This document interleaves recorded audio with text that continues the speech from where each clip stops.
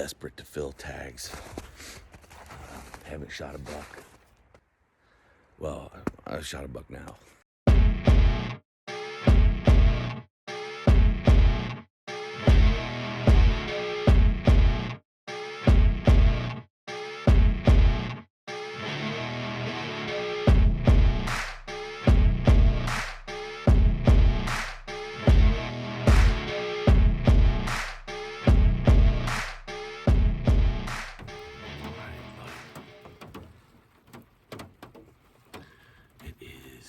January 18th, Saturday. We are winding down here in Ohio, and I'm looking to put something in the freezer. And came out here. You can probably hear the pitter patter of rain. We still have a little bit of snow on the ground, but it's raining today. We're in the high 30s, about 37. We got forecasted rain for the bulk of the morning. Perfect day to be high and dry here in the killing crib. So I got out here early this morning, a little after 6, and we don't get shooting light until about 25 after 7. So I was out here plenty early. I just realized that there is an antler laying under my feeder. Looks like nice 4-point left antler, I believe. And when I get out of here, I'm probably going to walk around and look for the other one. See if maybe he did me the favor of dropping his antlers right here where I can find both of them. I am here in my comfy killing crib. I've got my leather seat from my Lincoln Town Car, nice and comfortable, not getting rained on, and waiting to see if somebody comes to nibble on my nutritional incentive. And I'm gonna spend the next few minutes with my binoculars scanning around looking for the other antler. So we'll see what happens. Okay, so I've been in the killing crib, which is wonderful for days like this. And I mentioned I saw that antler, so I took a picture. I'll put picture in right here, and I sent it to the group, our message group for the Mobile Hunter Expo team. And I said, hey, do you guys see it underneath the feeder?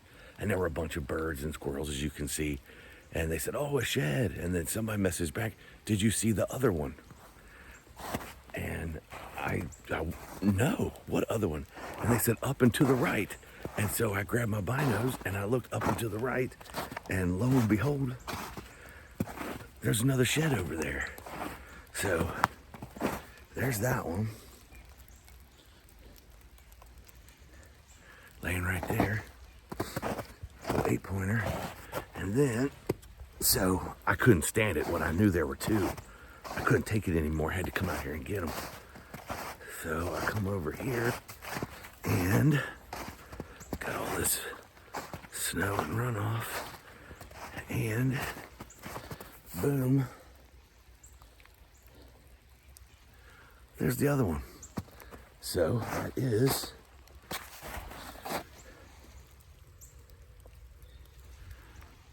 that's a matching set. It's a young 8-pointer that my brother-in-law and I have, we've been watching back here. My brother-in-law lives that way about, I don't know, not a quarter mile.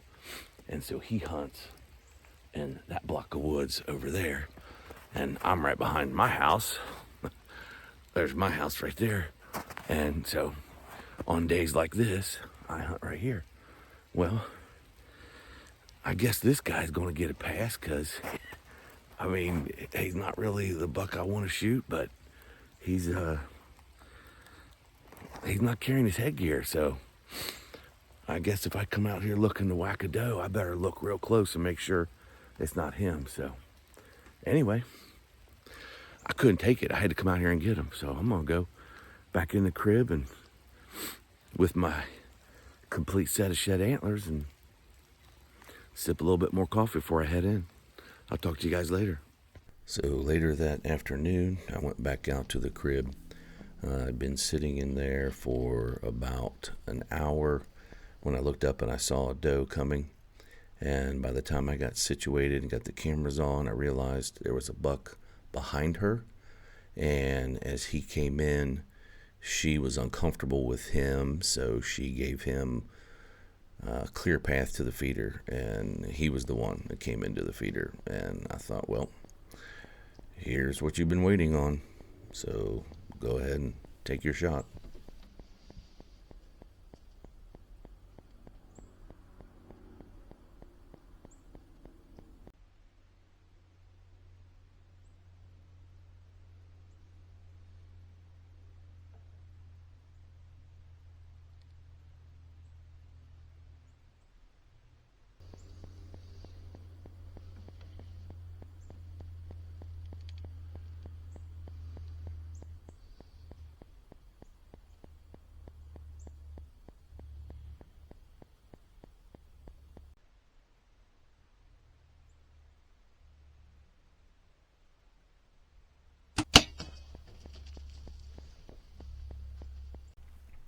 So right here, I get caught up in the moment of being a bow hunter and not a very good videographer. So I'm watching him. He ran out there and he just stood, and he had no idea what had just happened. And while he was standing there, then he started to lose consciousness and he fell over.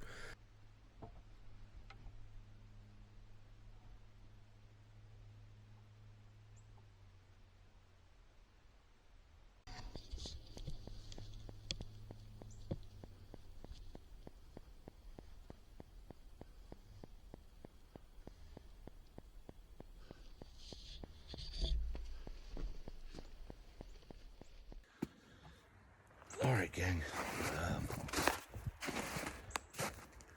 Same day, same spot here behind the house. I am desperate to fill tags. Haven't shot a buck. Well, I shot a buck now, but I was really hoping to shoot a doe, and doe didn't come in, so I had to go with what came in here in the last few weeks of season. Found those shed antlers here at the feeder today, and just shot a young buck. Again, this was solely a meat hunt. So there's my arrow, and right about there, there's the buck. He went right there, and you see on the video, which I think I got it on video. As you can see, he went over there. He had no idea. The old Magnus Black Hornet Serrazer slipped right through him. He stood right over there and had no idea what was going on and fell over. I mean, he's legit. I'm standing here at the arrow, and the feeder is right there, and he is legit. He's just 20 yards right there. So let's walk over and take a look at him. So yeah, he came right over here. Here he is. Nice 3-year-old.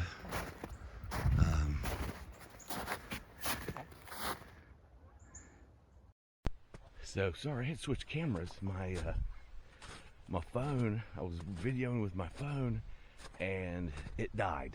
I guess the battery got cold. So, and this one's on its last leg. So real quick, we got a 3-year-old 8-pointer. Not really you know what? He's a good buck. I will take him.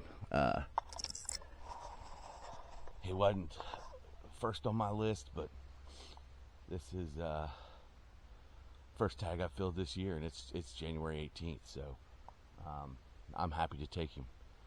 More importantly, I'm happy to have some nice quality venison in my freezer. So before this battery dies, just go real fast. He came out here. I don't know if it showed up on camera, but got the Ranger. There's the feeder and the killing crib, and he stood right here and got to right here, stood right here, tried to get a handle on the moment, couldn't figure out what had happened. And like I said, he might be 25 yards from the feeder, and he fell over.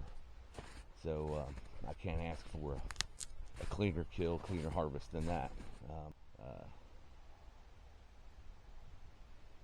Can't complain. So, well, before it gets too dark here, I'm gonna get to work on him. And all right, thanks for watching Grips Archery. I'll talk to you guys later. Here comes what I was looking for. Here they come. I'm standing here by this buck. Look at him.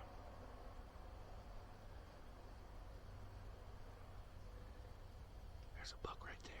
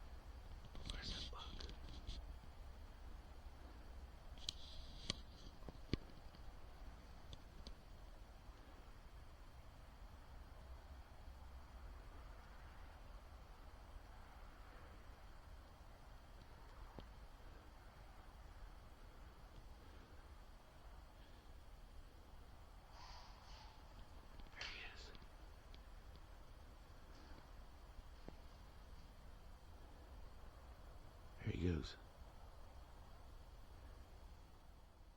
Well, that is not the end of the story. So I watched that buck and the two does run off, and then I went and got my knives and I got to work. And in the process of getting that buck loaded into the Ranger and field dressed, and then later hung him up outside, and all of that jostling and messing with him, he shed his antlers. So that is how I ended up with one arrow and 4 antlers. So I probably was not going to have that deer mounted. I was going to do a European mount, but this changes things. So I'm probably going to get one of the mountain mics, plastic skulls, and I'm going to mount these antlers to that skull and put that buck in his rightful place here on the wall, down in the basement here at Grips Archery. So as always, everybody, thanks for tuning in and watching Grips Archery, and I really appreciate it. And I will talk to you guys later.